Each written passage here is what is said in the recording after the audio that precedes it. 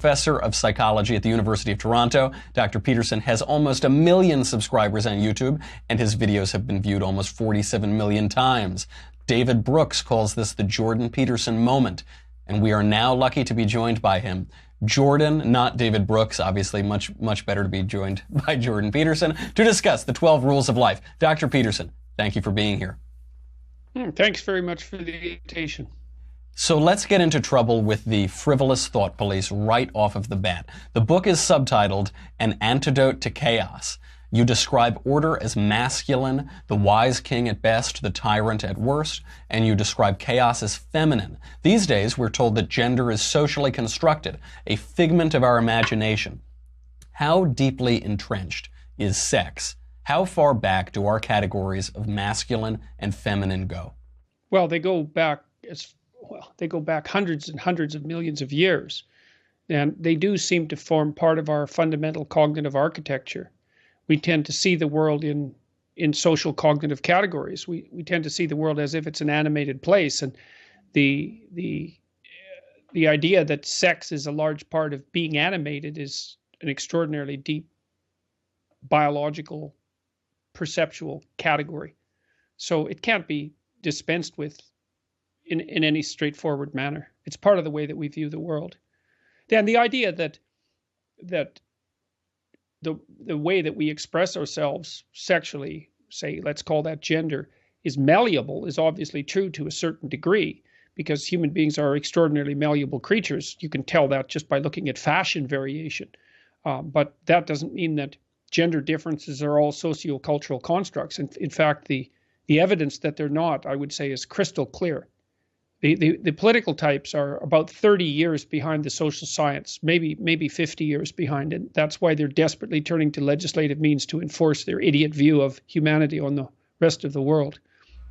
That is something I frequently notice about politics and culture, is the pop culture and the politics. They are always lagging several decades behind. So you'll see people espousing some relativistic or nihilistic view of the world, and you say, like, listen, man, I know you think you're sophisticated, but you're actually several decades behind. I want to talk about a dream that you write about in the book. You had a dream when writing Maps of Meaning, your first book, that you were hanging from a chandelier in a cathedral with tiny little people below, and you woke up in your bed and you still saw cathedral doors. Close your eyes again, you're back in the center of the cathedral. Was that vision a sign from God, or was it the fever dream of an academic who's been thinking too much, and is there a difference? Well, I'm not sure there's a difference. I mean, it took me a long time to understand what the dream meant, but I eventually did. I mean, I knew at that point, or I had figured out as part of the process of interpreting that dream, let's say, that cathedrals were constructed in the shape of a cross. And so to be hanging at the center of the cross, which is essentially where the dream put me, was, well, obviously, that's something that can be read in terms of its fundamental religious significance, but that isn't the most appropriate level of analysis, I wouldn't say. The reason that cathedrals are constructed in the shape of a cross is because the cross is an X that marks the spot, so to speak. It's the center place of being, and we're each at the center place of being, and that's a place of suffering. And so, part of the Christian injunction is to voluntarily accept that and to thereby transcend it. And the dream was pointing out the inevitability of that, the fact that I was being driven towards that conclusion. You see, I'd been spending years, I would say by that point, meditating and thinking about the fact of the Cold War and about this terrible ideological catastrophe that we had placed ourselves in the midst of, partly ideological possession driving our proclivity to put the world at risk, and as an alternative to that, kind of a nihilistic hopelessness that involved no central narratives whatsoever. I suppose that would be the postmodern conundrum. And I was trying to see if there was a pathway between those extremes that was functional, and the dream was part of that process of realization. And that the alternative to ideological possession and nihilistic hopelessness is something like the lifting up of individual responsibility as the proper mode of being, and that involves voluntary acceptance of suffering. Right? You're not going to act responsibly and forthrightly in the world if you're bitter and resentful because of the fact that your life is tragic and that things often go wrong. So you have to transcend that. And that the dream was part of the process by which I was starting to understand that. I do want to get back a little bit to that X marks the spot later, because we see it in the Christian tradition. We see traditionally the cross is represented with a skull at the bottom of it because it's Adam's skull, and Christ is the new Adam. I want to get back to that. Yeah, well, the idea there, that's an unbelievably profound idea. The idea there is that the first man, so to speak, the man who's laden with original sin and the knowledge of death is Adam, of course. And that what Christ represents is the antidote to what brought Adam down. And so Adam was brought down by knowledge of death and knowledge of good and evil, knowledge of mortality, knowledge of nakedness. All of that was what produced the fall. So that's an emergence into self-consciousness and the emergence of the tragedy of the self-conscious world. And then Christ is portrayed as an antidote to that. And the antidote is voluntary acceptance of that burden and simultaneous transcendence of it as a consequence of the voluntary adoption. And that's put forth in the Christian corpus as the imitation of Christ. So, which is a theme, of course, that runs through Catholicism and Protestantism and Orthodox Christianity alike.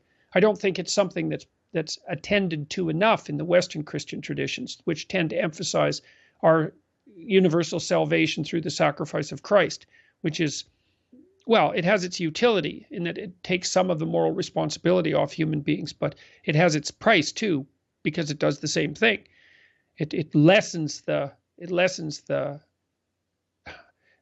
importance of what each of us do to some degree. And the sobriety of it. Right. There is Christ tells us, take up your cross, but he also says, my yoke is easy and my burden is light. And it is true. Certain traditions fall a little bit too much to one side or to the other, and they don't hold that tension that you see in your dream, that it clearly pervades the book. Well, that idea too of the burden being light, that's a very interesting one, because it's a very great paradox. But one of the things that's quite interesting about attempting to only say things that you believe to be true, and then also to acting in a manner commensurate with that, is that it does make things lighter, because you're much less likely to be burdened by your past. You're not guilty and afraid that the terrible things that you've done are going to come to light, and you're not sleeping uneasily on a bed of nails that's your guilty conscience. And so there's a lightness about it, and a lightness about accepting things. Even though it's a very dark act in some sense to accept things, there's a lightness that comes along with it. It's the lightness of being all in, I would say, something like that. And the opposite of that, when one doesn't have that, the culture is so burdened by itself, it begins to hate itself. You write, quote, now also another problem has arisen, which was perhaps less common in our harsher past. It is easy to believe that people are arrogant and egotistical and always looking out for themselves. The cynicism that makes that opinion a universal truism is widespread and fashionable, but such an orientation to the world is not at all characteristic of many people. They have the opposite problem. They shoulder intolerable burdens of self-disgust, self-contempt, shame, and self-consciousness. Why in 2018 do we so hate ourselves? Well, I think that paragraph does lay out a lot of it, but we've added additional sources of guilt to that are, I think, part of the modern, what would you call, manifestation of the idea that human beings have original sin and are fallen creatures. Like, we blame ourselves en masse for the depredations that the planet suffers at our hands, and let's say, without any commensurate sympathy for ourselves. I mean, there are a lot of us, we're going to hit 9 billion by midway through this century, and then it looks like things will probably level out. But that's a lot of people, and we're putting a very heavy load on planetary resources, let's say, and outcompeting a lot of animals. And, well, the whole environmental catastrophe story. You bloody well hear that all the time. But, mostly what we're trying to do is to survive, and survive with a relative minimum of excess misery. And we're trying to do that the best way we can see fit. It's only been since the 1960s that we've started to recognize ourselves as a force of planetary significance. Right. 100 years ago, we believed the oceans were inexhaustible. That was a conclusion that was drawn by a commission that was set up by the British Parliament. And so it's only been not even in my lifetime.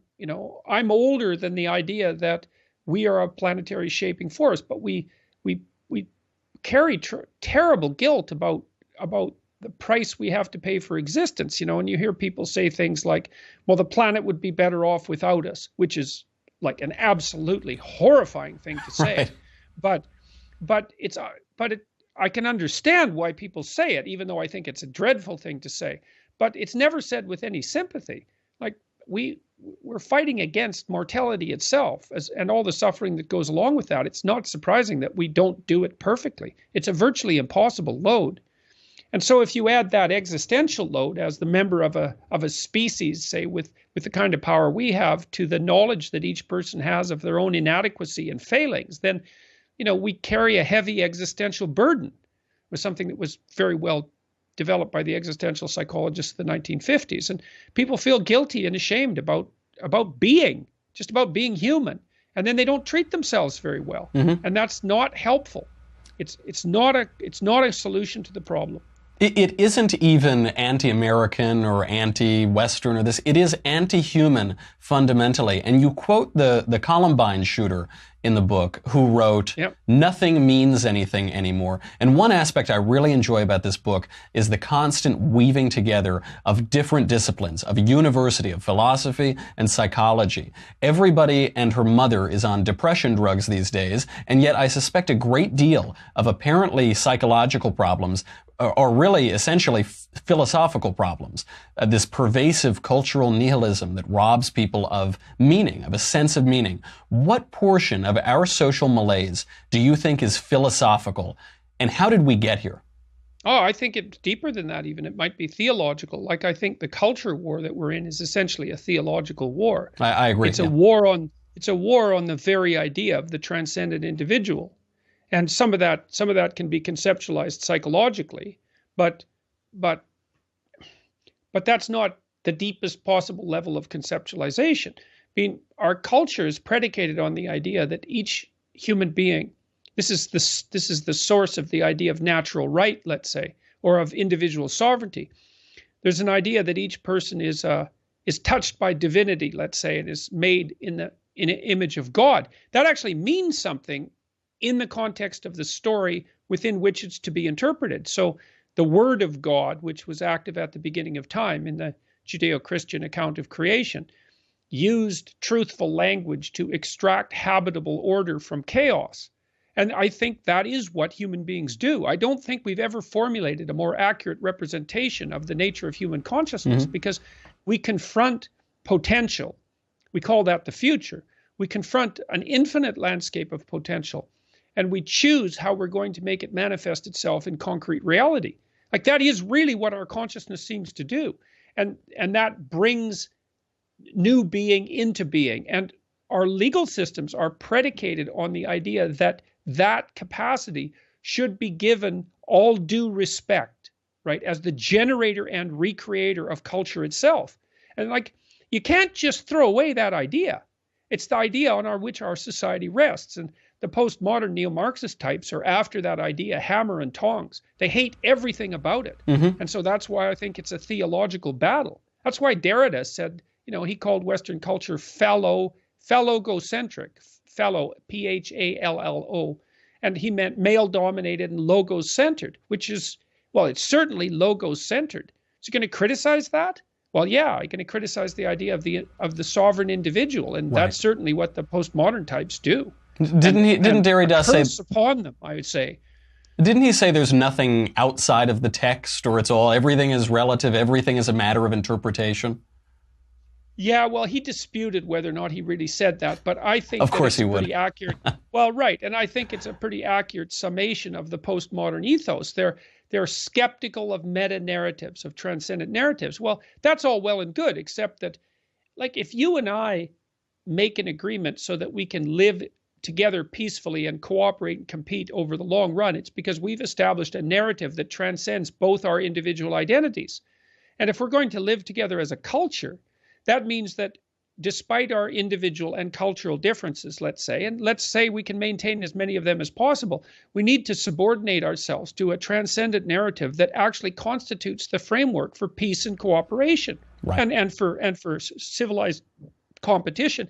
There's no let's dispense with the meta narrative. It's like that means let's dispense with that which unites us. Well, then all we have is fragments, and then we're going to fight, because human beings tend to fragment towards their tribes and then fight. Right. And that's what I see happening both on the left. The left is pushing it, I would say, with everything they've got, and the radical right is responding in kind.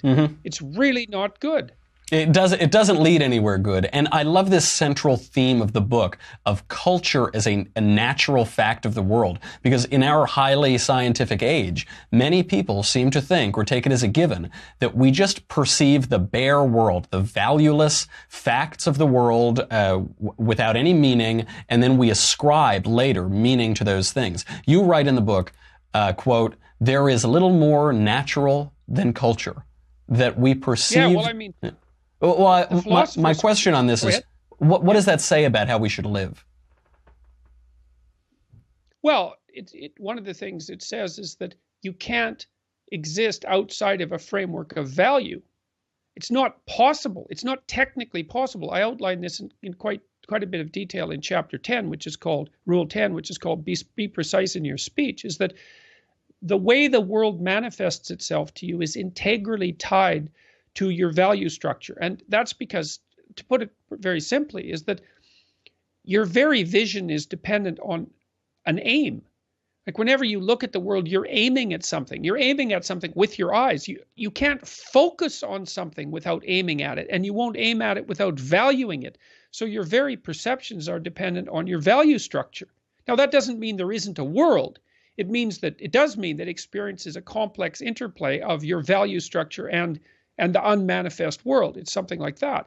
And then that begs the question, which is, well, if you have to have a value structure, then what should it be? Well, and then that brings us back to the ideas that we were talking about earlier. Like you should value being. You should take on the responsibility of being as your highest ethical obligation and try to improve it, try to reduce suffering, try to make the most out of yourself in a way that's beneficial to you and your family and your community. You should aim high, and your perceptions will reconfigure themselves around those aims, and that will allow the world to manifest itself to you in the most positive possible manner, or at least in the most meaningful possible manner. And in the absence of that, all you have is stupid suffering. That is the anxiety and depression that we talked about earlier. Without a point, without value, without an aim, all you're left with is the misery and anxiety of life. That makes people bitter. I love to bring up the notion of the aim, because one can react to this stupid suffering in a number of ways, but this is so clear. You write in it, you say, you cannot aim yourself at anything if you are completely undisciplined and untutored. You will not know what to target. You won't fly straight, even if you do get your aim right. And then you will conclude there is nothing to aim for, and then you will be lost. And these days, the prevailing moral framework, as I see it, is if it feels good, do it. How is it that discipline and the straight and narrow offer the best chance for a good life? And how is it that we have forgotten that is the case? Well, the reason that discipline is necessary is because you're a mass of competing short-term interests. And so the question is then, well, which short-term interest should win out? And the answer to that is, well, none of them. They need to be organized into a hierarchy that makes them functional across time and across individuals. So like a 2-year-old is very likely to act out his or her proximal impulse. But of course, a 2-year-old can't survive in the world. You have to bring your primary instincts, let's say, under the regulatory structure of a higher order value system that allows them to manifest themselves without undue mutual sacrifice across large spans of time in the presence of large numbers of other people. So that requires a very sophisticated ordering. It's like we already talked about the fact that a meta-narrative is necessary to unite subcultures, say, so that they can operate peacefully and harmoniously within the same space. The same thing applies within you, because you're like an you're an internal coalition of warring single-minded tribes, and they have to all be brought under the organizational structure of long-term collective vision, let's say. And in order to do that, you have to be disciplined. And any discipline, speaking, technically speaking, is an attempt to bring all those competing short-term impulses under a larger scale and more inclusive framework. And so you do that, and then, well, that's actually what gives you freedom. Being impulsive and being free aren't the same things, because if you're impulsive, you're just the slave of your impulses. Right. There's no freedom in that. That's the same freedom, so to speak, literally, that a 2-year-old has, because a 2-year-old isn't socialized yet. So it's a completely, that doesn't function in the sophisticated world. It doesn't work. Right. Everyone knows it. We just like to pretend sometimes to say, oh, that does feel good, Now, I have one last... Well, we like to pretend all the time, because that's why we go out and drink, because drinking enables you to blind yourself to the long-term consequences of your actions. And there's no doubt that that's very, very rewarding in the short term, but it's also why you wake up the next morning hungover and ashamed. I must tell you, Dr. Peterson, we celebrated St. Patrick's Day and my birthday on this Saturday, and I can attest with real-world experience to your theoretical notions. I have one last question that I want to ask you, but before we do that, and I think this question is really good. I think it's the crux of the matter. Before we do that, we have to thank a very Jordan Peterson-y sponsor. This is serendipitous and providential, you might say. This wonderful sponsor is Skillshare. Skillshare. This is not just something to go wander around and loaf and, waste your time carousing. This is something to make yourself better and get your life in order and make some order out of chaos. And this is a wonderful app. They've been with us a long time. Skillshare is an online learning platform with over 18,000 classes in design, business, technology, and more. You can take the classes in graphic design, social media marketing, illustration, mobile photography. One that I've really enjoyed is on time management. It's on how to stop procrastinating and wasting all of your time and not cleaning your room and all the things you should do to have a good and orderly life. You name it, they've got it. So whether you're trying to deepen your professional skill set, start a side hustle, just explore a new passion, or bring order out of chaos, you should check out Skillshare. It is really good. It's there to keep you learning and thriving. I've really enjoyed doing it, and don't say I never did nothing for you. You can join the millions of students already learning on Skillshare today with a special offer just for my listeners, 2 months of Skillshare for just 99 cents. That is less than $1 more than nothing. 2 months of Skillshare, you would be foolish not to do it. You would truly, clearly have taken nothing from this book if you don't go and try to better yourself. What a way to do that than to get 2 months of Skillshare for 99 cents. Skillshare is offering Michael Knowles Show listeners unlimited access to over 18,000 classes, 99 cents. Go to Skillshare.com/Michael, M-I-C-H-A-E-L. Again, go to Skillshare.com/Michael, M-I-C-H-A-E-L, to start your 2 months now. What is that address? Skillshare.com/Michael. Dr. Peterson, you call for people to consider meaning as the higher good. You write, consider then that the alleviation of unnecessary pain and suffering is a good. Later in the book, you call Satan and our image of hell a dreamlike fantasy. Later still, you say that hell is metaphysically true. In the final chapters, you write a very moving, what seems to be series of prayers to, quote, the source of all revelatory thought in a discussion with God. My question, which is it? I'm not asking about metaphor or symbol and symbolized or signifier and signified. Is God fact or fantasy? Maybe God's both. But if you had to pick one, I don't mean to be glib about it. Well, no, I don't think you can do that in a discussion like this, because you're talking about matters where the distinction between those things actually starts to blur. Because there's a reality, for example, there's a reality to fantasy that we don't really understand. Fantasy is how new things come into being. And fantasy has a structure. It has this archetypal structure. And so, let's see if I can come up with a better I can't come up with an answer to that that's so blunt, because look, one of the things I mentioned while we were having this discussion was that our legal system is predicated on the idea that each individual is made in the image of God, and that there's actually a reason for that, that it's tied into the Judeo-Christian narrative. And the narrative suggests that the way that you bring habitable order, the habitable order that is good, into being, so that's what happens in Genesis at the beginning of time, is by using truthful speech.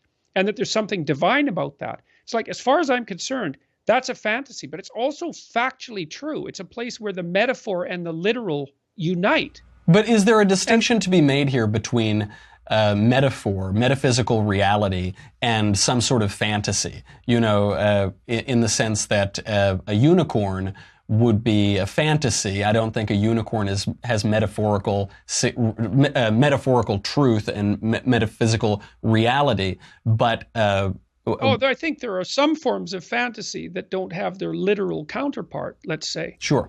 They don't have their real counterpart, but there are some places where fantasy and reality meet. And we don't understand those places very well.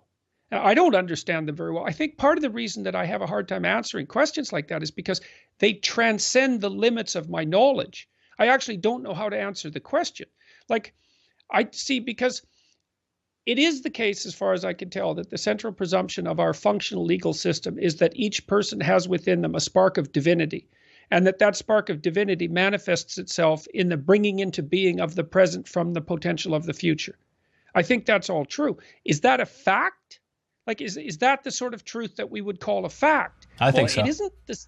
Well, possibly, but it's not the sort of fact that you discover, that it doesn't sit easily in the category of facts that scientists have produced. Right. It's more like an inference. So let's say you observe a bunch of people acting a particular way, and then you say, well, here's the rule that describes their action. You say, well, does that rule represent?